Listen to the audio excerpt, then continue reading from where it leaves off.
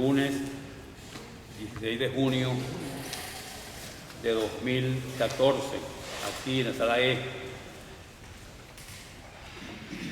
Otra vez, y dejemos registro de esto, trabajamos sin sonido,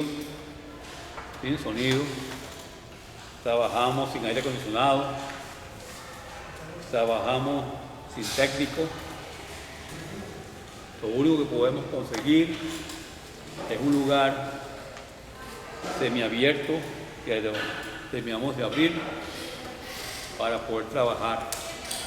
Es decir, que el trabajo hoy en esta universidad está materialmente, si no obstaculizado o no permitido, por lo menos se ha convertido en una empresa muy difícil, muy difícil. Pues bien, sin embargo, aquí estamos y estaremos, seguimos y seguiremos. ¿Qué tenemos para hoy entonces? Un debate que hemos titulado ¿Cómo enfrentar la fantasía socialista que impulsa el capitalismo? Haremos una exposición inicial y luego intervendrá el profesor Antonio Berarducci, que hará los comentarios a la breve exposición que vamos a hacer. Posteriormente abriremos pues el debate sobre este tema que nos parece de la primera importancia en el día de hoy. ¿Por qué? ¿Qué es lo importante de debatir sobre la fantasía socialista? ¿Qué es lo que llamamos fantasía socialista? En un principio fue el socialismo. Cuando digo en un principio, estoy pensando básicamente en la teoría clásica de Marx, Engels, completada luego por Lenin, continuada también por Stalin y por todos los cultivadores de eso que se llamó la ciencia del marxismo, tipo Lukács y muchos otros pensadores, llegando, por supuesto, hasta los aportes que va a hacer un Mao Zedong o cualquiera de estos dirigentes políticos fundamentales. Pues bien, en ese momento, tenemos el socialismo, o lo que se llamó socialismo real. Ese socialismo real lo vamos a tener en cuenta en eso que se llamó la Unión Soviética, la Unión de Países Socialistas, y lo vamos a tener también presente en todo lo que se llamó la China revolucionaria y socialista. Luego, en otras latitudes, tipo Vietnam, tipo Corea, tipo Cuba. Este es el periodo, un periodo que va aproximadamente desde 1917 hasta 1989. Es el triunfo de la Revolución de Octubre del 17 hasta la caída del muro de Berlín a fines de 1989. Este es un tiempo en el cual se jugó a la idea de que había una bipolaridad que estaba por un lado el polo capitalista y por otro lado estaba el polo socialista. Y se llegó a decir inclusive que la mayor parte de la humanidad vivía bajo las égidas del socialismo. En la década de los 60, a los muchachos que eran o que éramos, se nos decía, al menos nos decían en la juventud comunista, que la mayor parte de la humanidad vivía bajo las banderas del socialismo y por supuesto que el capitalismo estaba en completa y franca decadencia. De verdad que eso lo creímos por mucho tiempo. Por mucho tiempo se agregaba a esto decires como aquel de que el socialismo es materialmente invencible. Invencible. Era una prédica de donde había mucho de deseo, mucho de romanticismo, mucho de positivismo. Había poco de materialismo histórico, para usar las palabras mismas del marxismo. Pues bien, ocurre que en el discurrir del tiempo estas cosas se van complicando, se complican y lo que en principio fue aquello que se llamó socialismo real, que materialmente estaba recubriendo la mayor parte de la humanidad, caímos en cuenta de que no era verdad todo aquello que se nos había vendido. Y simplemente se fue revisando lo que significaba, entre otras, los planes productivos de esa entidad que se llamó la Unión Soviética. Y se fue percibiendo que había grietas, problemas. Y estos problemas en el orden de la producción se van a poner de manifiesto fundamentalmente en la década de los 80. Específicamente en la hora Gorbachov. Gorbachov destapa una olla que antes se había mantenido oculta. La Unión Soviética no ha creado un nuevo modo de producción. La Unión Soviética necesita vivir a expensas de otras producciones.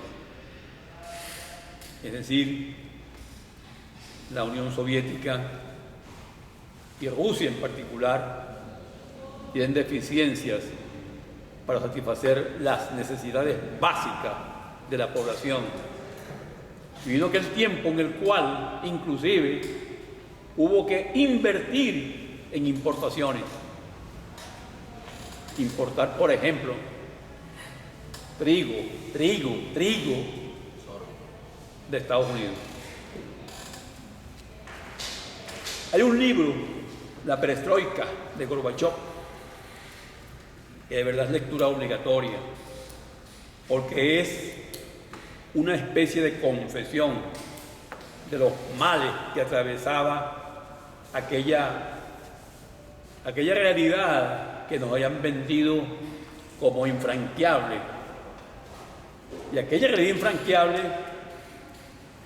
con aquel sinnúmero de problemas, hace posible que Gorbachov plantee la perestroika y el glasnost, la modificación de las bases y fundamentos de aquello que se había vendido como un imperio capaz de enfrentar el imperio norteamericano. En buen sentido, se reconocía que eso no era posible.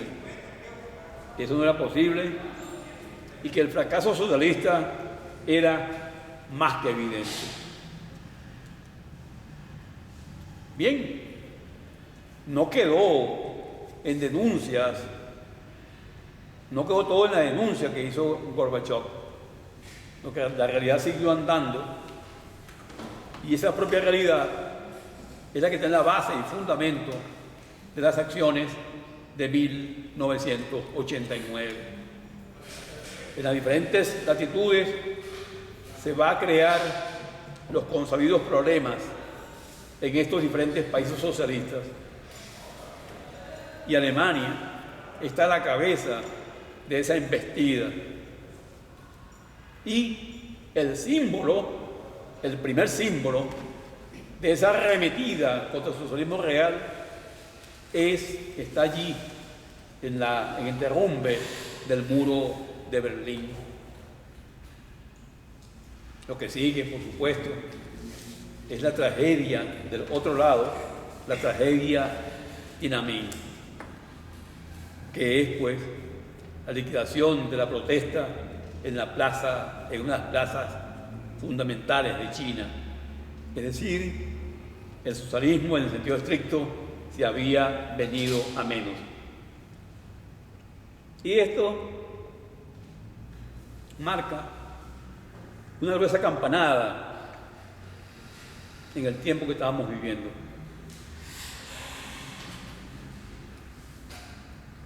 Cuando se perfila la caída de la Unión Soviética,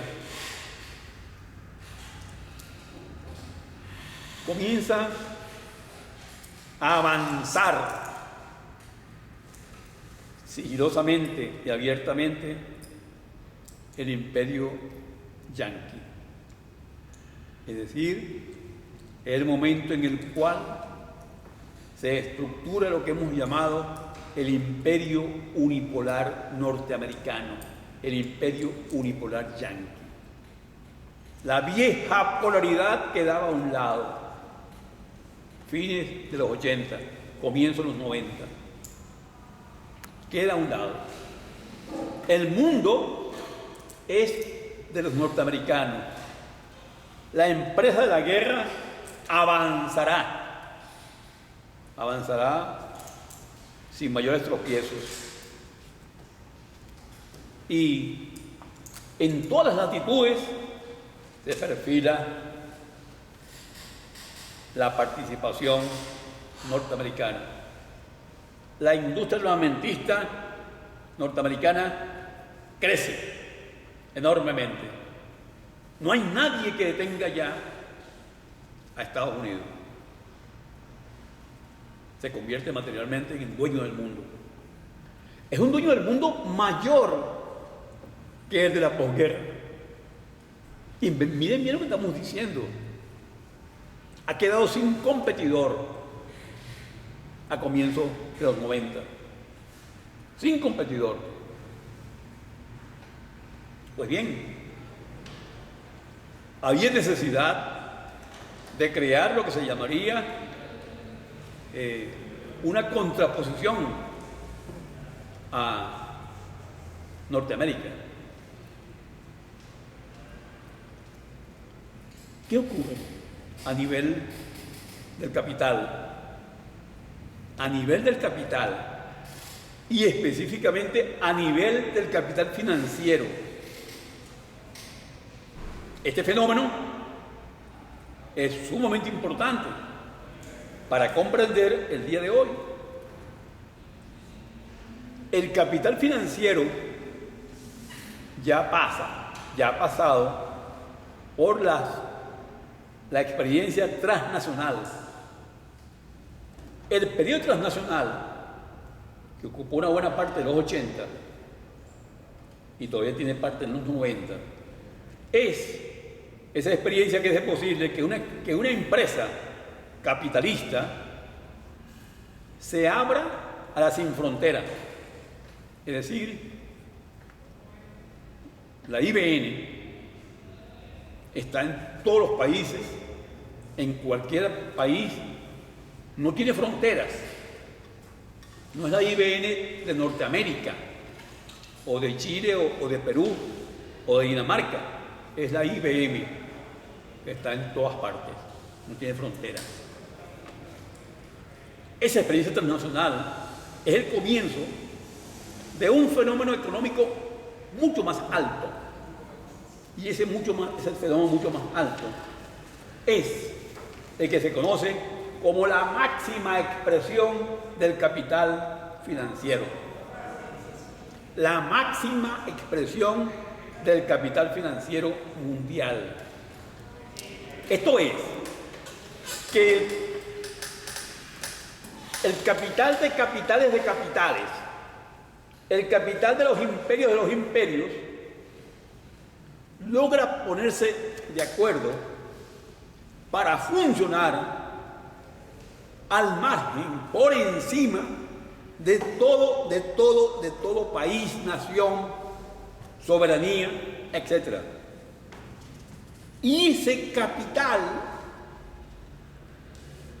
ese capital global, total, esa alta expresión financiera, es la que comienza a convertirse en el máximo poder del mundo. De modo que a Norteamérica como imperio le surge un poderoso enemigo en esto que se llama la globalización. A veces se entiende que la globalización es simplemente un mismo imperio que crece y crece y crece. No, la globalización no es un imperio, nación, país. La globalización alude no a países, sino a capital financiero en su máxima expresión.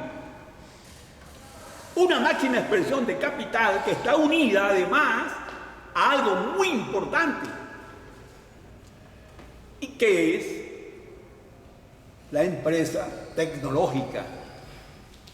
Una empresa tecnológica que hace posible justamente que las operaciones financieras se multipliquen en tanto en cuanto velocidad, porque una operación financiera puede durar simplemente segundos. Para cualquier tipo de negociación. De modo que es un capital que puede responder a todo tipo de demanda, con una velocidad-tiempo impresionante. Un ejemplo, un capital metido, por ejemplo, en la trata, cualquier tipo de tratas, supongamos, trata alcohólica o trata drogas o trata de blancas. Un cliente en el otro hemisferio hace una solicitud y es satisfecha en cosa de horas. Sino hasta de minutos. Con esa velocidad actúa esa maquinaria financiera mundial en todos los caminos, en todo tipo de tráfico. Es el capital de capitales, entendamos eso. Ese es el mundo, ese es el poder fundamental del mundo actual.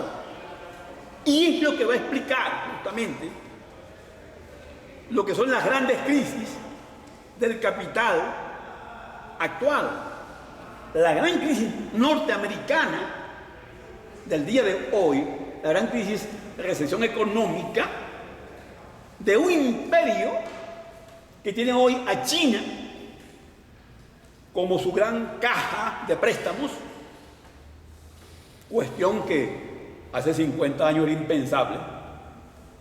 Oiga, sería impensable que el sacrosanto imperio norteamericano iba a estar a expensas de créditos chinos o algo parecido.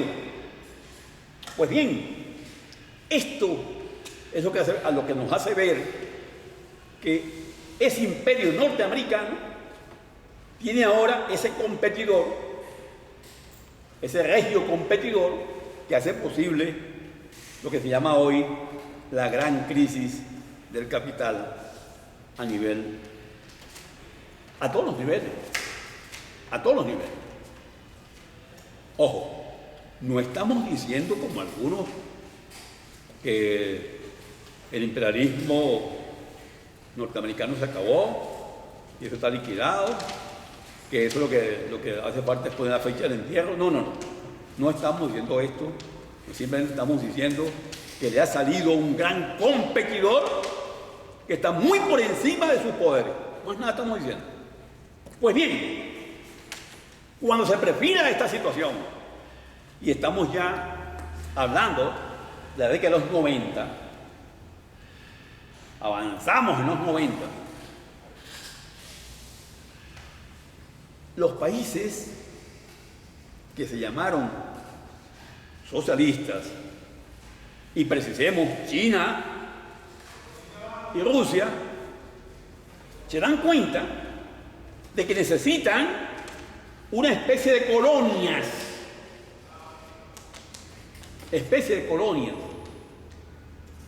Si el imperio norteamericano ha tenido sus sitios de influencia,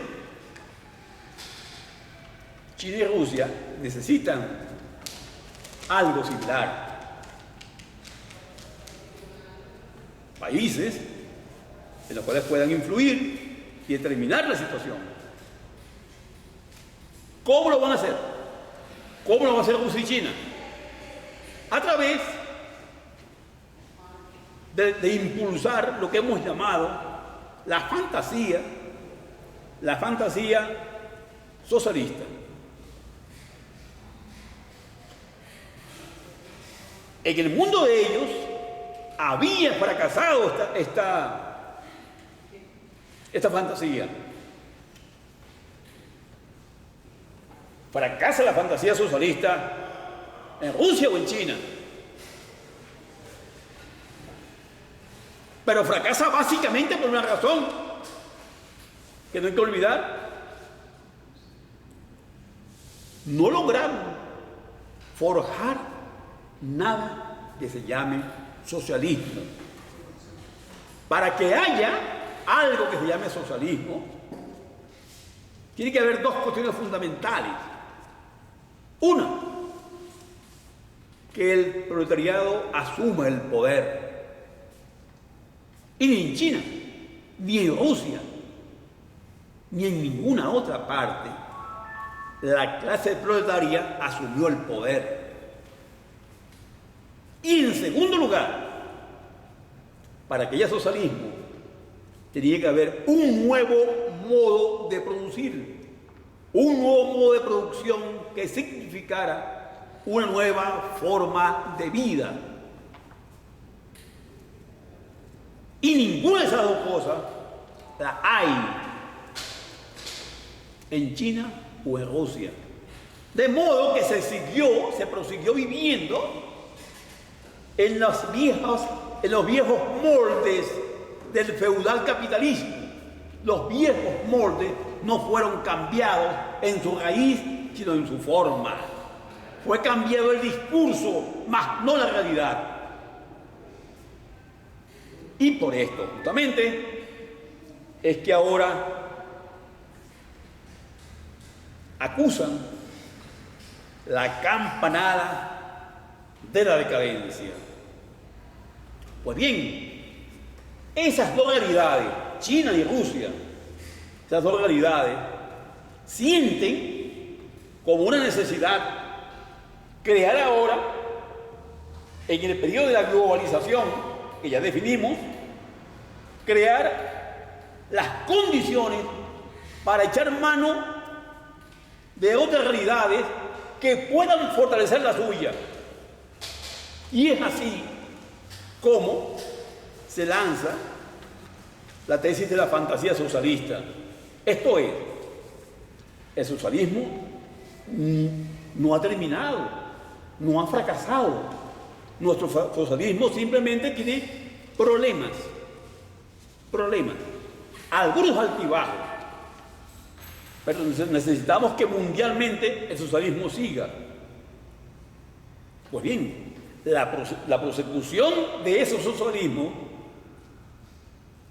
es producto de la acción que van a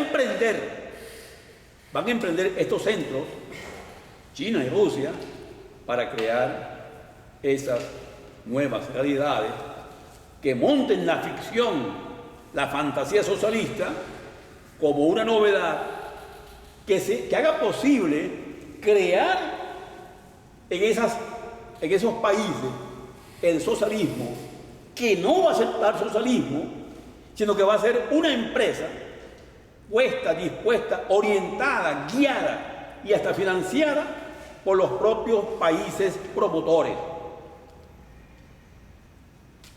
Todo con el interés de sacarle el máximo provecho. Esto lo vamos a ver muy claramente a partir de los años 90 en el proyecto Foro de Sao Paulo. El Foro de Sao Paulo es muy claro a este respecto. Y esto se desarrolla y elabora a partir de un faro que se llama Cuba. La Cuba, que ya está en los problemas mayores de que de los 90, que ya no da más, que no tiene producción, no tiene nuevo modo de producción, porque no tiene, ni siquiera tiene ya fuerza productiva que trabaje en caña.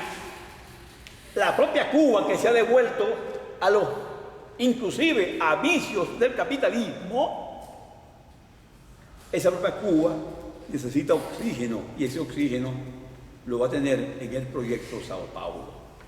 El proyecto Sao Paulo es impulsado por esas fuerzas derrotadas del socialismo, pero que ahora se viene a encubrir un proyecto, se viene a encubrir como un proyecto democrático, un proyecto democrático, electoralista, pacífico,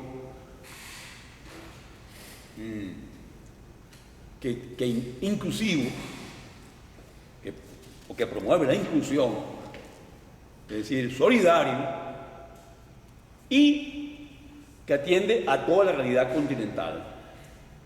La idea es reunir todas las fuerzas disidentes, o de izquierda, o revolucionaria, o de choque, o de disconformidad del continente. Y comienzan, pues, Cuba y Brasil, el Brasil de Lula, por supuesto, del PT, comienzan a avanzar a forjar ese movimiento. Y de verdad, pues, que en estos 15 años, 15 y 16 años, mantienen un movimiento desde los 88, mantienen un movimiento creciente en cuanto a influencia en los diferentes países. Hay, pues, un control que no solamente es continental, sino que tiene áreas que es un área de influencia de decisiones exteriores del socialismo fracasado de China y de Rusia, que tiene ahora extensiones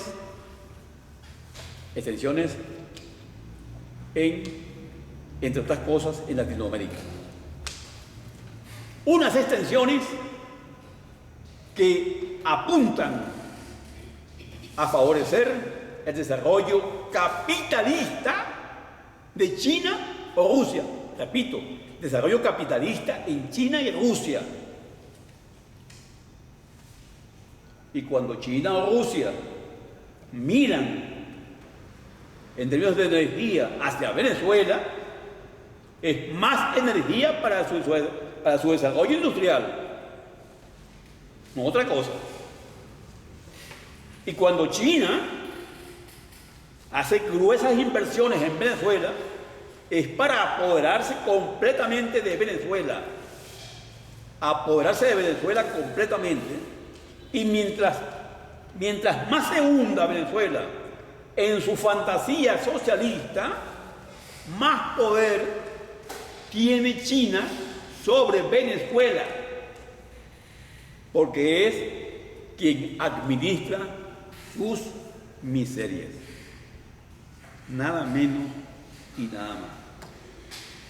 Es decir, que en la medida en que ellos, China y Rusia, están en problemas, promueven fantasías socialistas con miras a obtener beneficios para su desarrollo capitalista.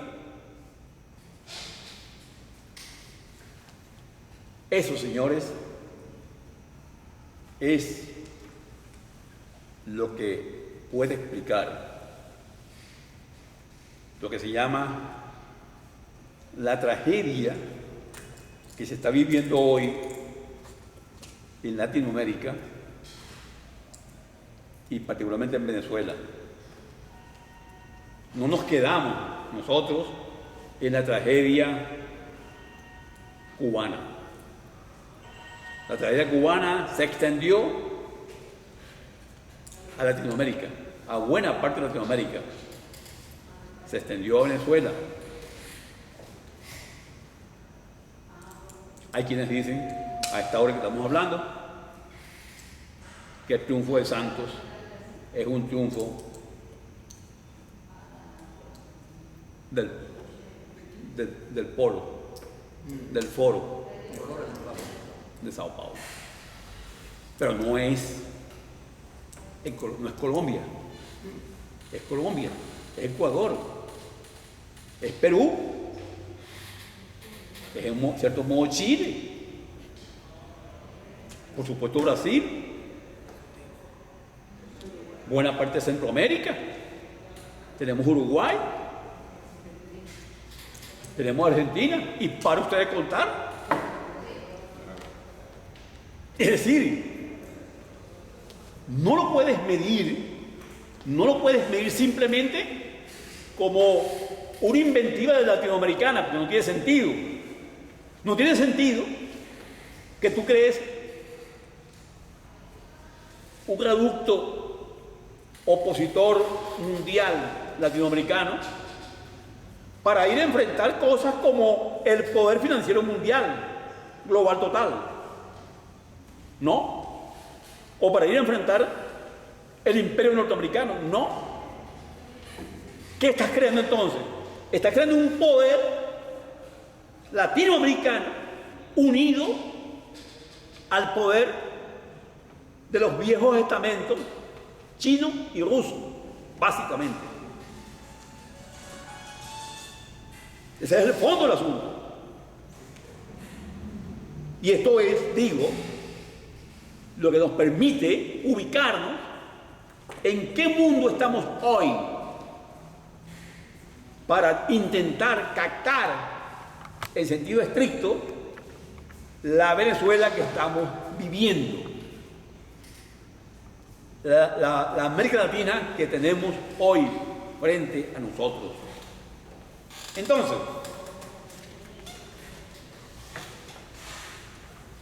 tenemos que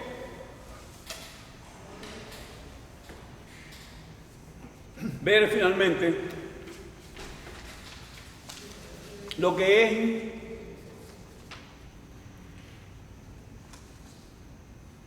la realidad que nos espera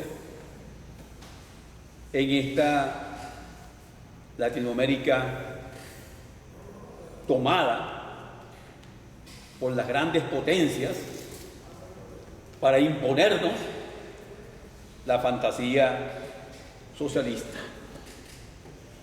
Nos espera un mundo cada vez más difícil, del cual, desgraciadamente, no se podrá salir muy fácilmente. No es simplemente que, vamos a decir,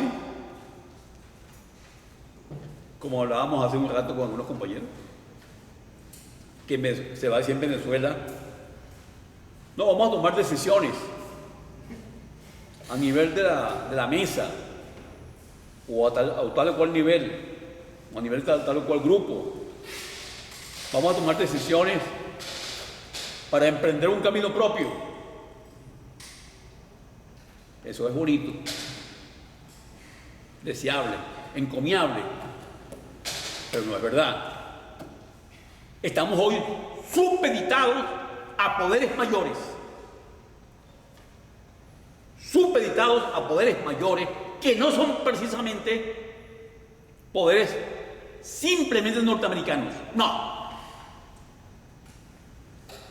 Estamos supeditados al mercado capitalista norteamericano, ciertamente. Primer comprador de petróleo. Primer surtidor de nuestro mercado, inclusive alimentario.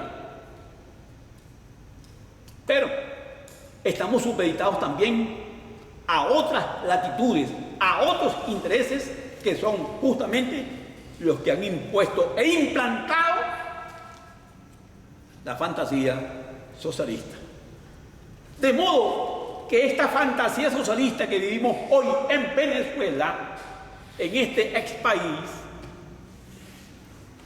que en principio la vimos ligada, identificada y fusionada con Cuba en esa realidad que calificamos como Venecuba, hoy ya tenemos que extenderla y ver a Venecuba en el contexto de China, como mínimo.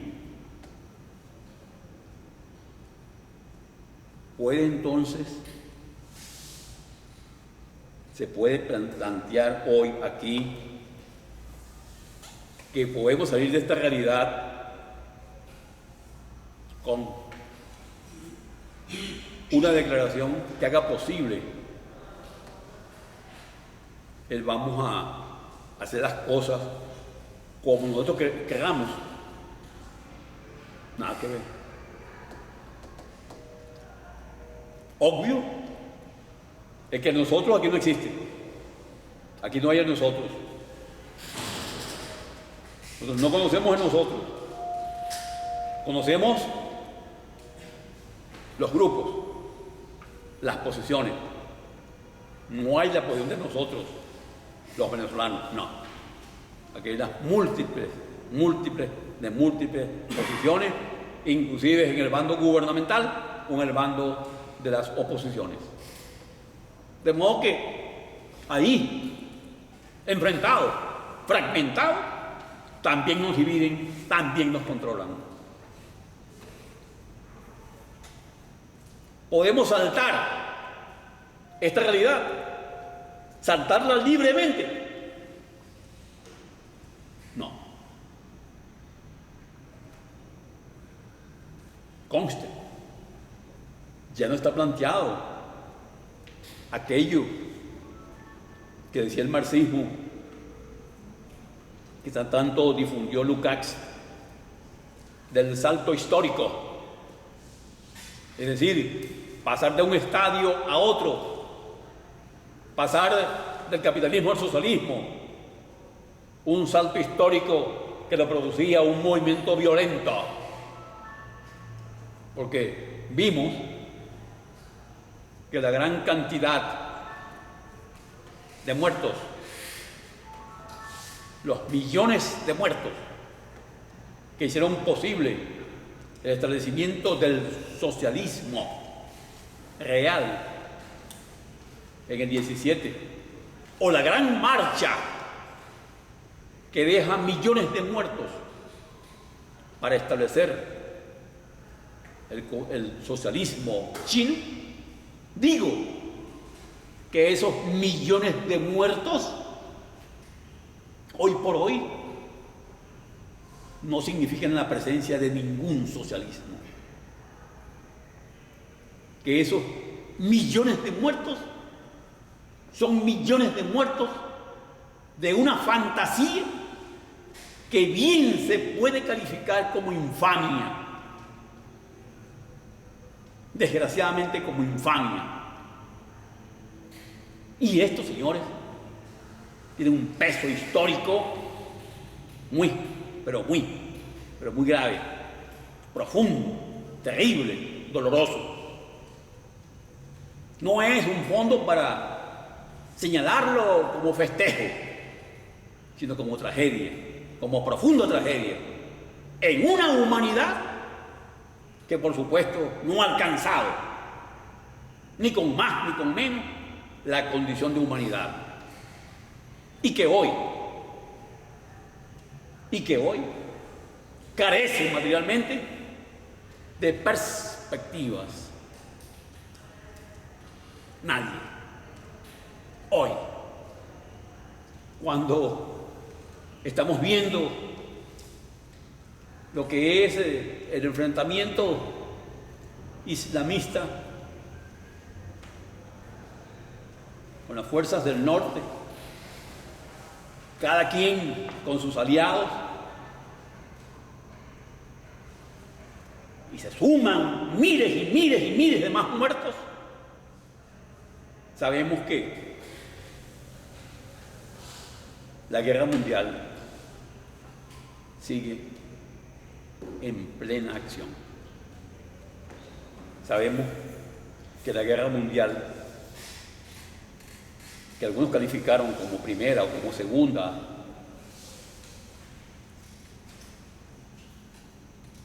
no ha dejado en ningún momento de existir.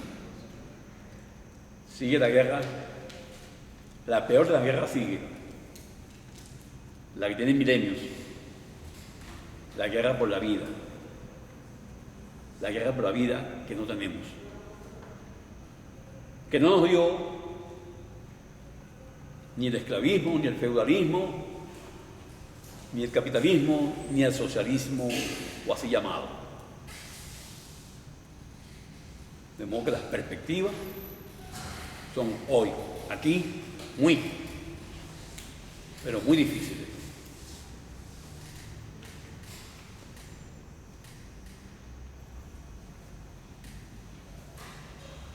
Comentarios. Bueno, buenas noches.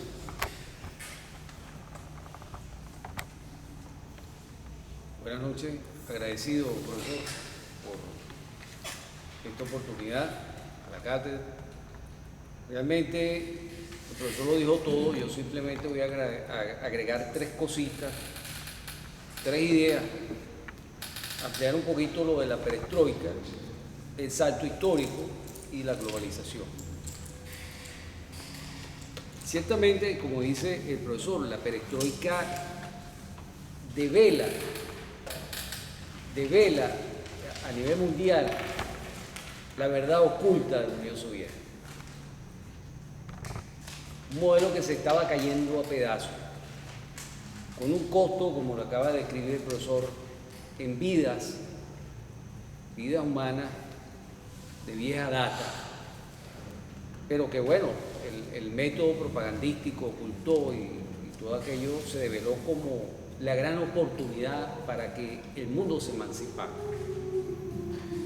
Pero a juicio nuestro, la perestroika fue la antesala de la globalización y de la imposición de su esencial premisa, que era democracia y mercado. En teoría, la visión de Gorbachov era reorganizar el sistema socialista para conservarlo. Pero ahí viene la interrogante. ¿Era realmente el deseo de la perestroika la permanencia del socialismo? Y si así lo era, ¿cómo se replanteaba el socialismo? Porque ya el socialismo había fracasado. ¿Cuál tipo de socialismo era el que planteaba la perestroika? Abel Agabanyán, el ministro consejero económico del PECUS, en ese momento de la perestroika, le señala datos a Gorbachov de cómo está el país. La industria pesada soviética y la soberanía alimentaria tenía una operatividad en ese momento del 40%. Imagínense cómo estaba ese país en ese momento. Es cuando se deciden implementar las reformas. El objetivo de las reformas radicaba en crear un sistema de gestión centralizado en un sistema menos centralizado, es decir, descentralizar el sistema y adaptarlo al mercado moderno, para lo cual se permitió cierta autonomía local. Crear un sistema menos centralizado significaba negar la premisa del Estado, constituido por la dictadura del proletariado y campesino, primera contradicción dentro del modelo existente. Un sistema menos centralizado también significaba la apertura a la libertad de gestión económica basada en la diversificación, o sea, ya no hay la planificación centralizada. Significaba abolir la doctrina de la seguridad y defensa hasta el momento paradigmática y borrar las famosas teorías de la conspiración persistente del mundo occidental.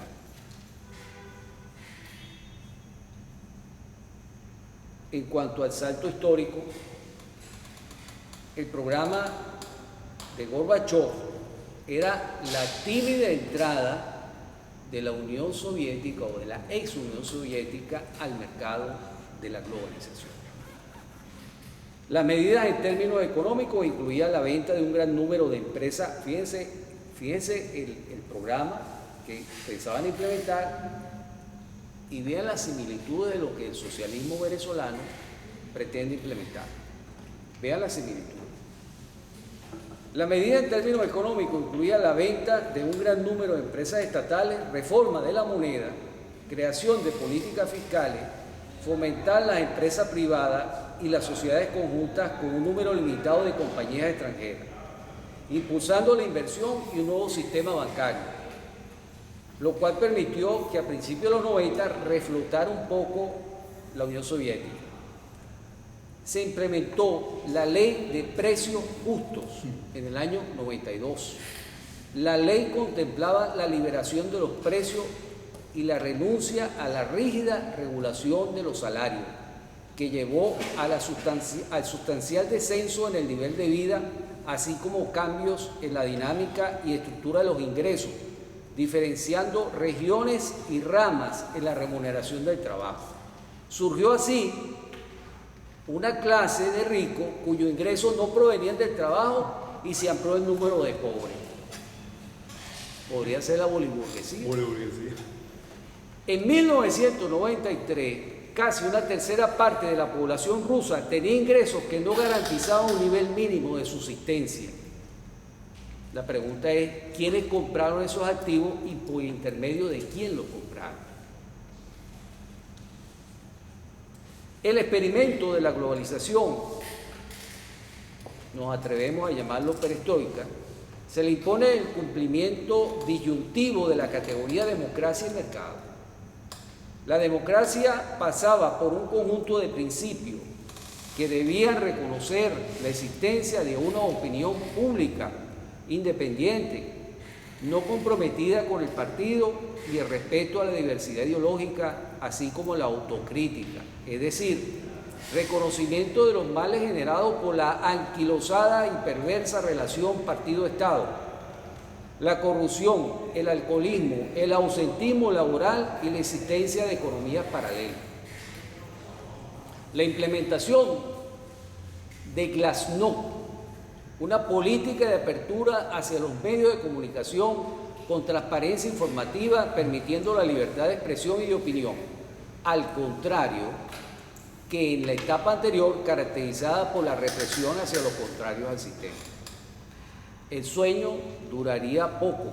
Con la llegada de Putin al poder se reportan periodistas asesinados y dueños de impresos que operan desde el exilio. El Glasnost llegó al final.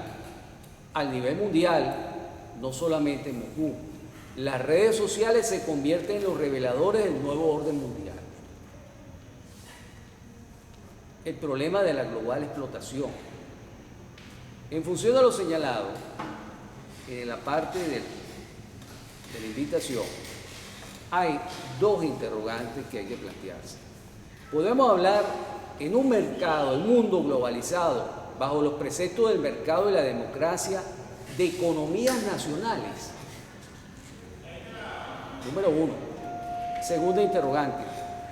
Hay estados nacionales en una extensionalidad cuyas fronteras fueron permeadas por los intereses del mercado y la banca especulativa. El emerger de la globalización condujo a la pérdida del Estado Nacional, cuyo reemplazo sería el establecimiento de una sociedad mundial. Para la sociedad mundial los espacios cerrados son ficticios.